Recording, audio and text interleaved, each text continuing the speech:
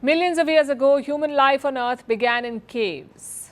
Who knows, maybe years down the line, we could say the same about humans on the moon.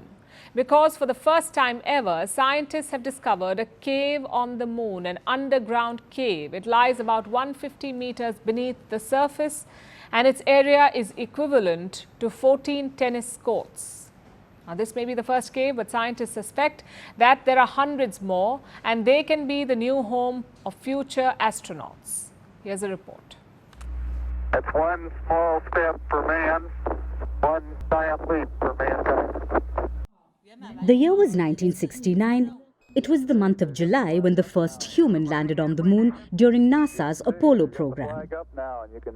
The important achievement of Apollo was a demonstration that humanity is not forever chained to this planet, and our visions go rather further than that, and our opportunities are unlimited. 55 years later, we have taken one more step closer to that dream.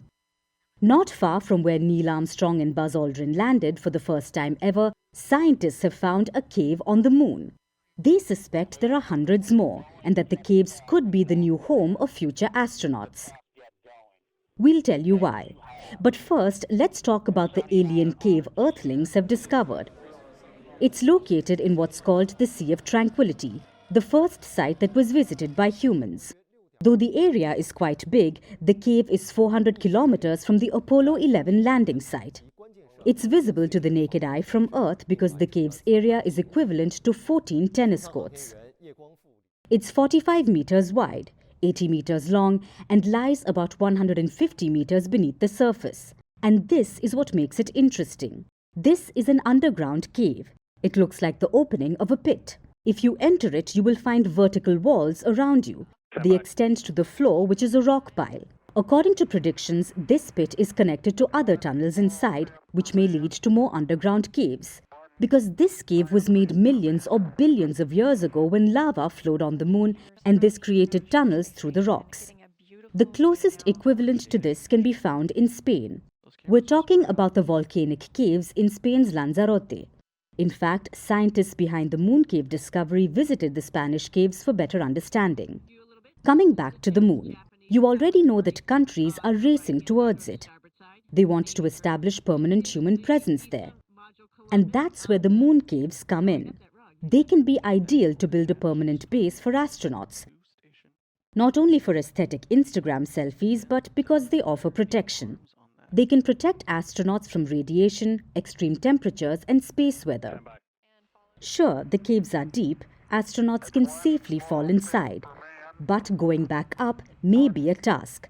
The distance cannot be climbed easily, so astronauts may need jetpacks or some kind of device that gives them a lift so that they can get out. But despite the depth, this isn't a tall order, which is why scientists are optimistic. Experts say lunar caves will be a good place to build bases. Humans could potentially be living in lunar pits in 20 to 30 years. One can almost imagine a booming real estate market.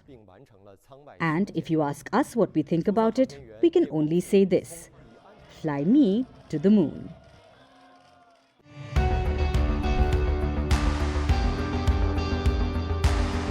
Across continents, one powerful news source. Bringing you diverse perspectives on the issues that matter.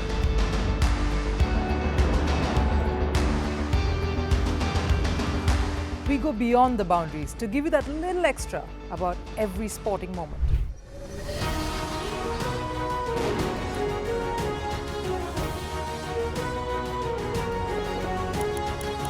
So thank you for making Firstpost 5 million strong. We're counting on your support, and you can trust us to bring you the news unfiltered and unvarnished.